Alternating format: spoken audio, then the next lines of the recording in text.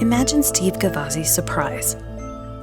The Education and Human Ecology professor's second book about land-grant universities, The Great Social Experiment by Justin Morrill and Abraham Lincoln to Kickstart Higher Education for the Middle Class, was just going to press.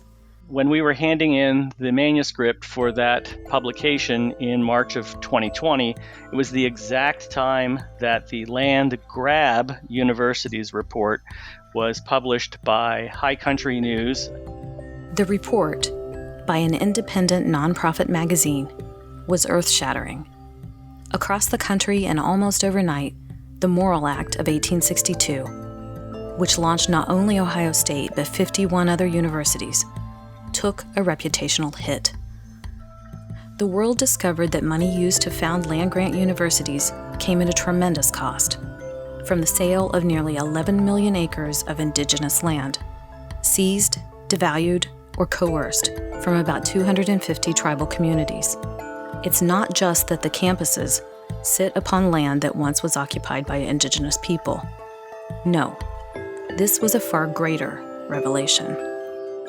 Even though I had written one book and edited another book on land-grant universities, I obviously did not understand that the land that was given to land-grant universities came directly from tribal nations across the country.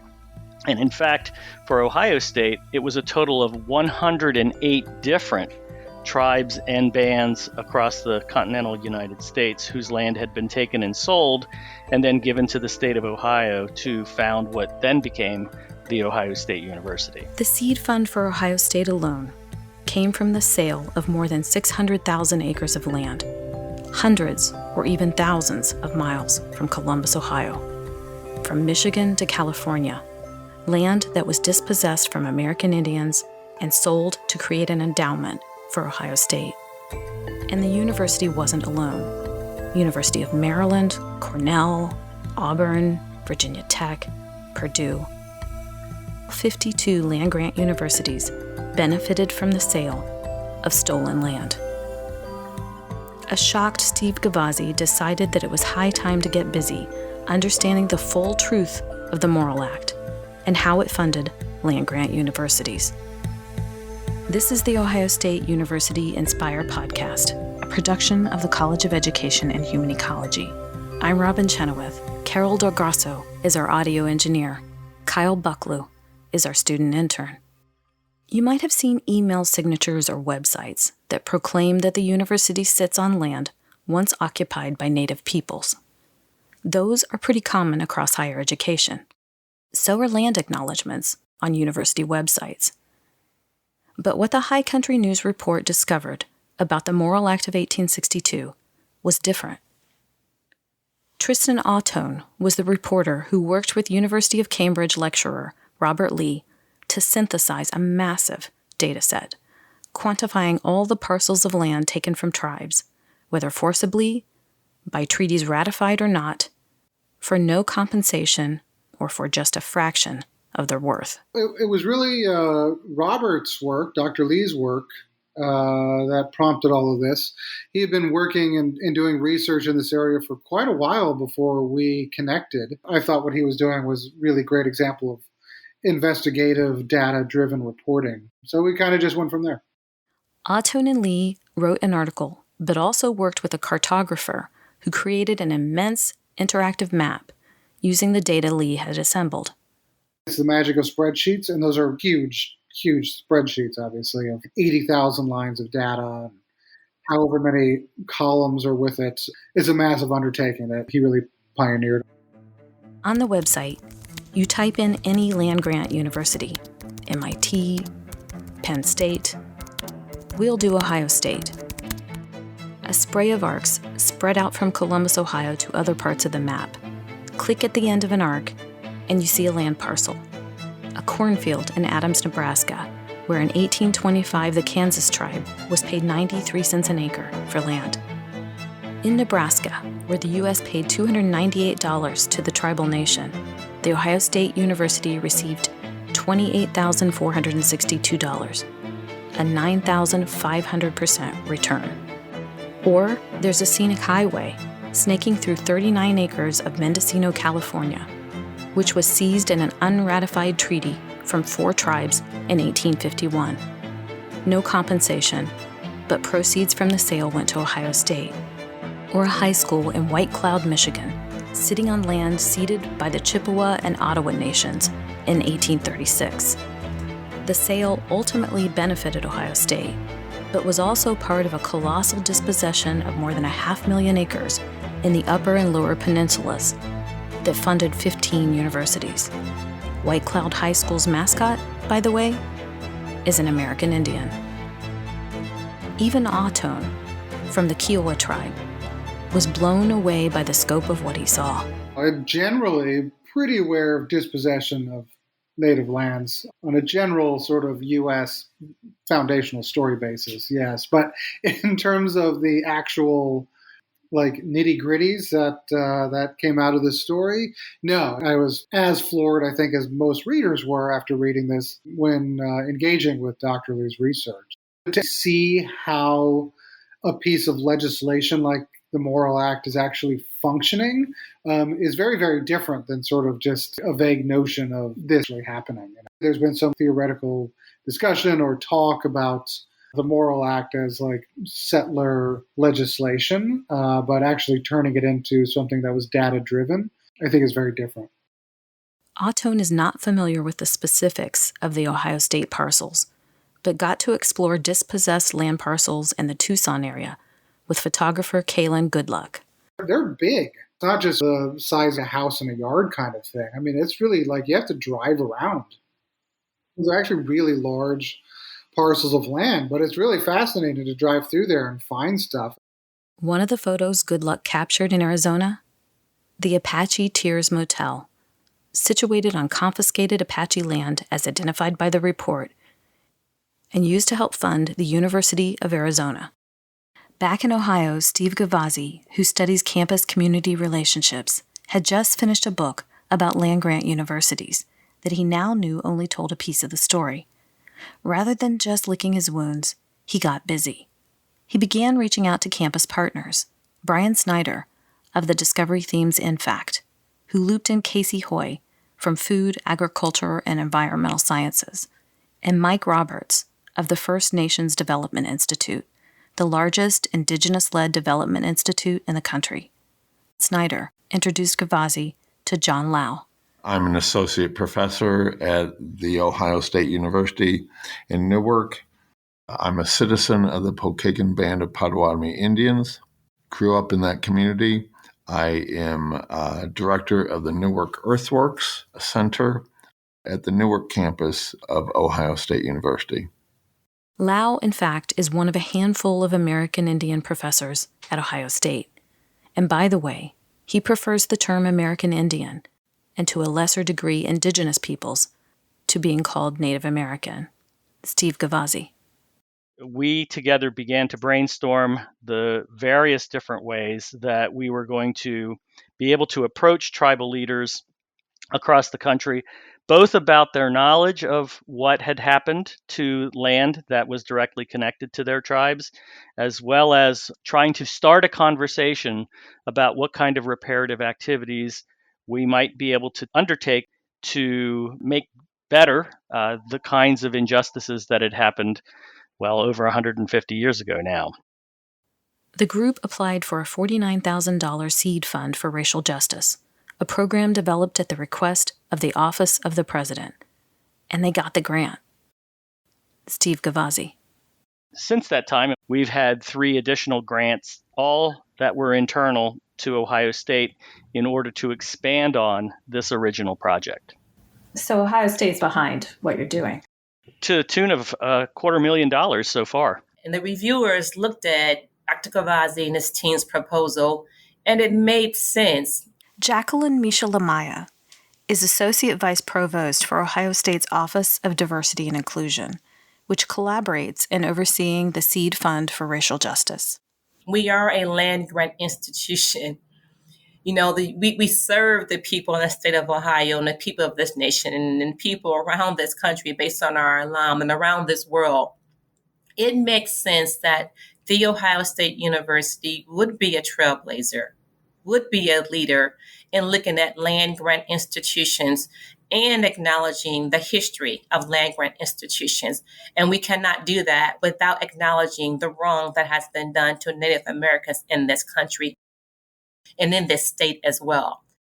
Grappling with the history of the land grant system is going to be relatively new for many people because, again, I think until the Land Grab University report came out in March of 2020, not a whole lot of people really understood what was going on. We wanted to make sure that in this project, we were able to help the university to understand what the perspectives of the tribal leaders were at this point in time.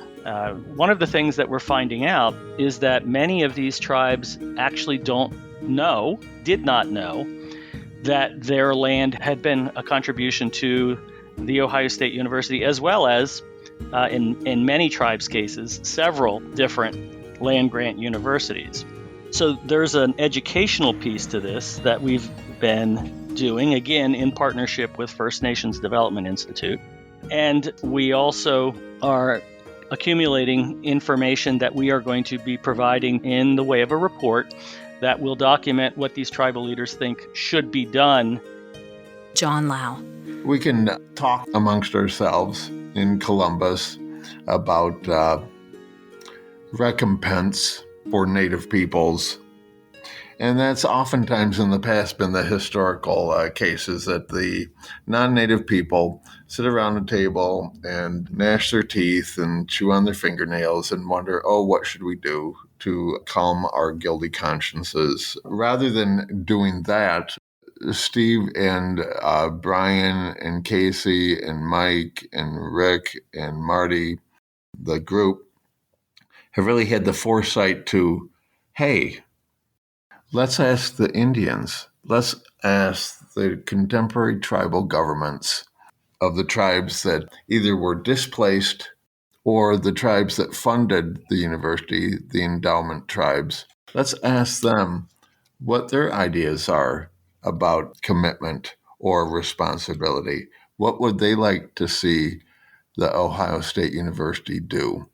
That's been the exciting part of the intersections of these 4 grants that Steve mentioned, is that they are working in tandem with each other towards a common goal of creating a much more vibrant, vital, robust programming and commitment by the university towards Native peoples generally. What are the responsibilities and the commitments and the obligations for Ohio State, given the fact that it's sitting on land taken from others, and given that its origins are based upon endowments from the sale of land of Native peoples that was taken? Let's be honest. Many Ohioans have a disconnect when it comes to the needs and concerns of Native peoples. And there's a good reason for that. Only 0.16%, fewer than 50 Ohio State students, are American Indian. It's the non-Native students that I get, the hundreds, the thousands now that I've had that have never met an Indian before. I get so excited every time a class starts because it's their chance to meet an Indian that doesn't look like a stereotype and that has a lot of information that they need to know and to really understand the full breadth of American history. And this isn't just Indian history, this is American history now. This is a part of what's going on with them too. But the fact is, most Ohioans are unmindful of that larger history, which began thousands of years before Europeans stepped onto territory that we now call the United States. Most people can't begin to name the 5 tribes once associated with Ohio. Can you? If not, listen up, because we met John Lau for a history lesson at a place where the indigenous narrative is so sacred and so enduring that it's built into the landscape. An ancient treasure that might soon be recognized as being on par with the pyramids, Machu Picchu, and Easter Island.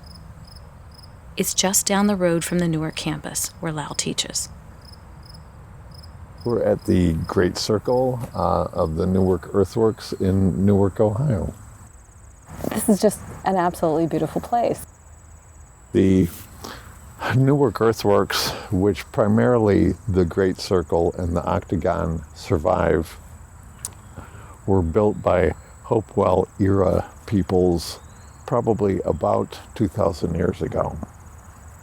So the Great Circle is a very large earthen work in the shape of a circle. It's mounds of earth configured in that geometric shape.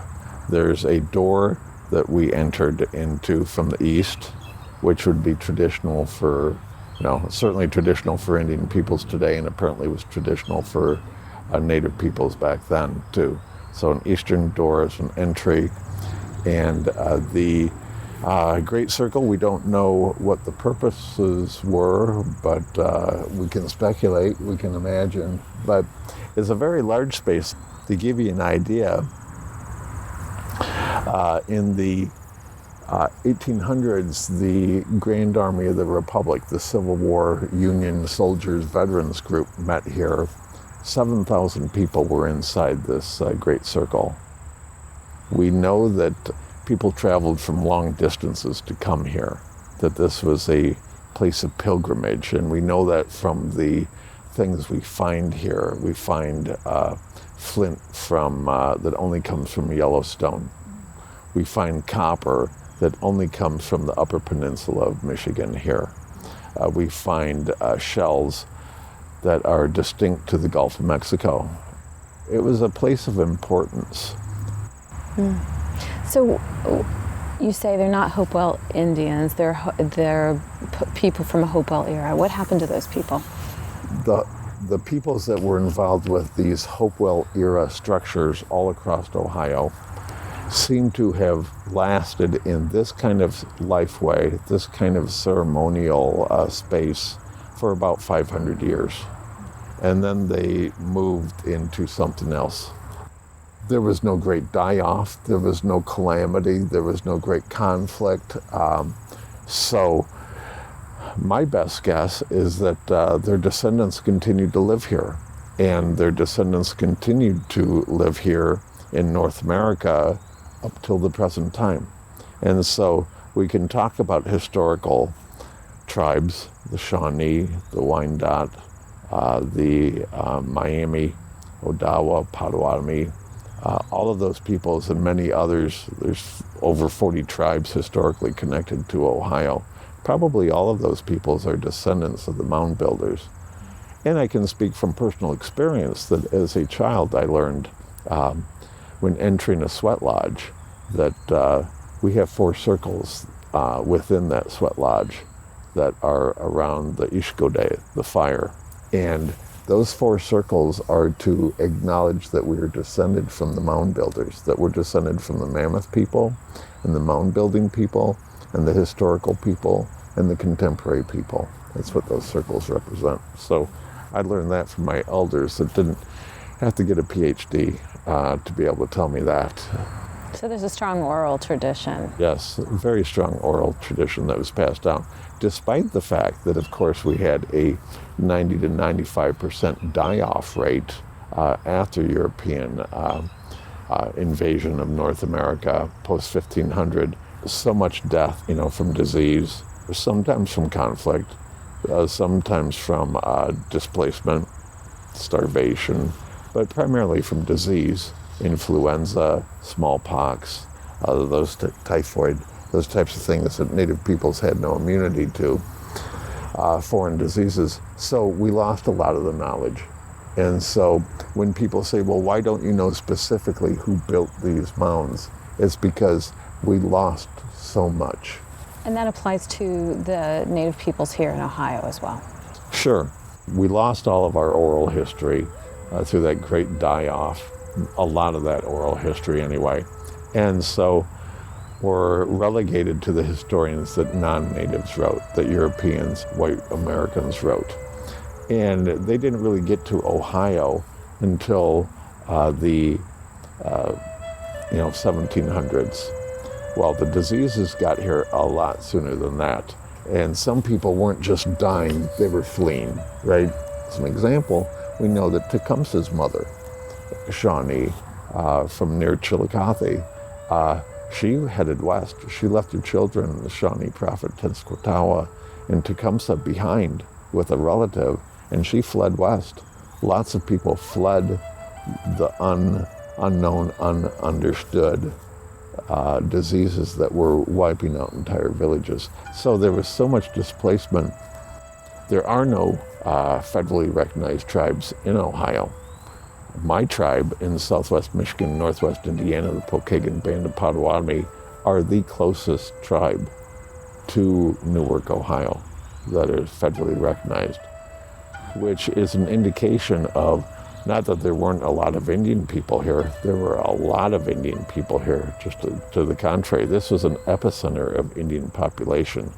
What it is indicative of is the efficiency of Indian removal. The efficiency of Indian removal.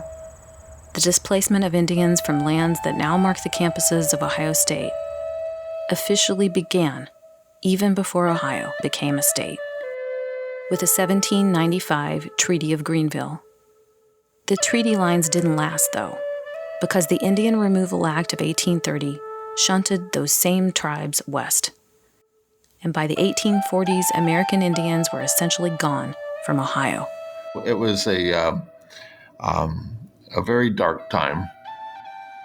They talk about the two original sins of the United States being free labor and free land. Free labor is slavery. Free land is the Indian land that was taken. Native peoples were not expected to be here in Ohio anymore. We weren't wanted here. We had served our purpose, and it was time for Manifest Destiny to march on and clear the way for Western civilization. But the lands to the west, to where Ohio tribes had been removed, were also being removed from them by coercion, force, or purchase at rock-bottom prices. The U.S. government had become the great landlord, so that by 1862 in the Morrill Act, there was massive capital to fund a great idea that nevertheless hid a very painful truth. And so Steve Gavazzi and his team are taking that truth to those tribes affected by the dispossession of land to fund Ohio State. The pandemic posed challenges. Tribal nations already strapped for resources are disproportionately affected by COVID-19. To date, we have talked to just under 10 tribes, and that's with 6 months worth of work. We also, though, have reached out to the 35 different tribal colleges and universities that support the higher education of tribal nations across the country. And so we've actually talked with over 10 of those tribal college and university leaders. We don't know yet what the full group would say, and we hope that over the course of the next 6 months of this project, we'll get a much better understanding of what the remainder of those tribes think. But we do have some clues. First and foremost, there's a very strong emphasis on opening the university to the sons and daughters and grandsons and granddaughters of those tribes whose land was taken and sold to support the Ohio State University. There are many states across the country, Ohio unfortunately is not one of them, that currently provides tuition breaks, scholarships, sometimes full rides for members of historically located tribes. That has been fairly uniform across the people that we have talked to. Is there should be some special significance to the Native American students who wish to come to the Ohio State University. I think part of the reticence for a reluctance for tribal peoples to respond to our interviews so far is that I think we have to take a long-term view of this. There's a natural suspicion of outside bodies of authority, for good reason, by tribes. There's a natural suspicion of institutions of education because of our boarding school experience that was meant to oppress and suppress and destroy us. There is a natural suspicion of anybody that comes and says, we're going to do something for you. You know, the old adage of, I'm from the federal government and I'm here to help you, usually means they're not. And same thing for institutions like, unfortunately, Ohio State, is that there's a suspicion. And as a community, most tribes have a ethos where things are done based upon community consensus. And so this needs to be talked about amongst the community. And people need to share ideas and wrap their minds around this. And hopefully we'll create a program where these are living processes and where the commitments are never-ending and evolving, because the land is always here. The commitment should always be here. Gavazzi and Lau still believe in the mission of the Morrill Act to provide higher education to those who once couldn't possibly access it. Every student on Ohio State may not know what the Morrill Act is, but they certainly can point to Morrill Tower, or they know someone who might be a Morrill scholar. How do we sort of deal with those sorts of messages? Because the Morrill Act displaced a lot of people and it hurt a lot of people, but yet we've sort of held it up as something to be revered. Yeah, I think this is a both and. This is not an either or.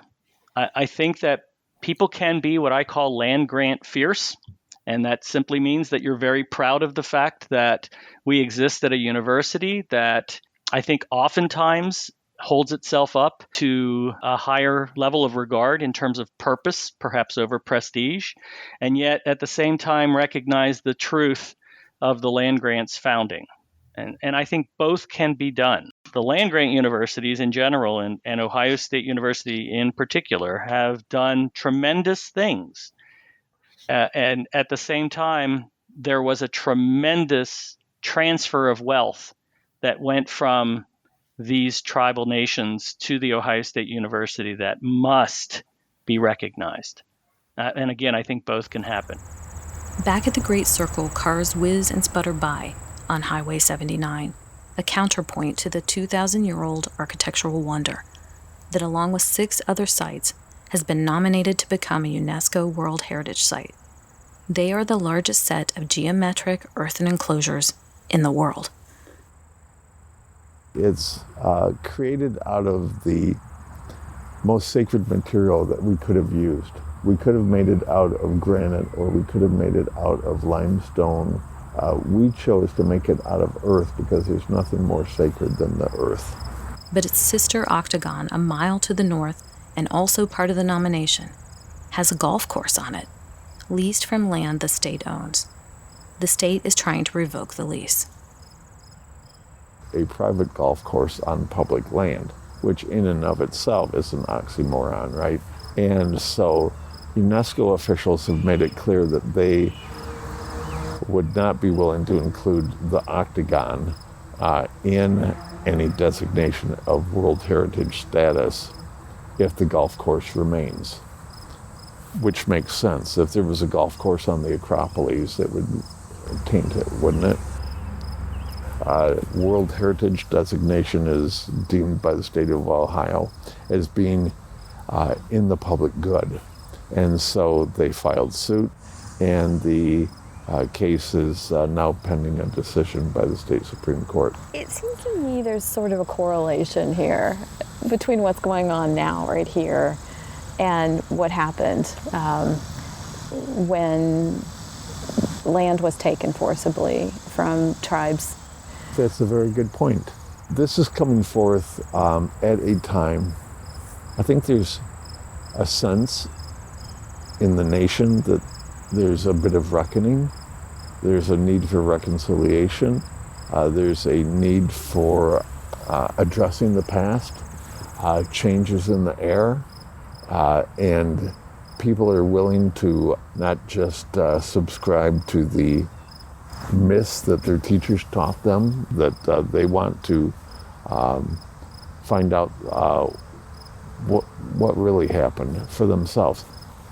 It must have been somebody, because these were As he talked about the mound builders, passing down oral traditions, a hawk landed behind Lau, very close by. Had to be very charismatic and persuasive. Oh, neat. Wow.